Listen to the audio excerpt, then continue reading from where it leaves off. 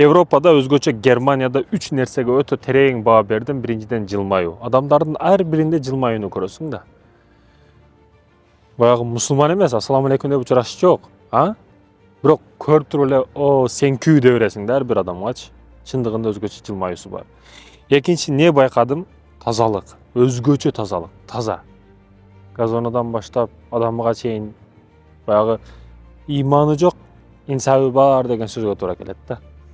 Ал эми үчүнчү маселе, бир дагы шаардын ичинен мүрзө таппайсыз. Мүрзөлөр алыста, анан мүрзөлөрдүн ордун өтө көп, тарыхый музейлер, тарыхый башка месталар кылышкан. Бизде шаардын ичи, жолдун бою бүт мүрзө болуп кеткен го.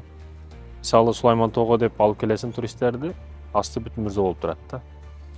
Да эми бул кааласак мүрзөгө барабыз, бирок ошону аз маз карап, иштетип 25 жыл 30 белгилендиби бузуп башка нерсе кылыш керек.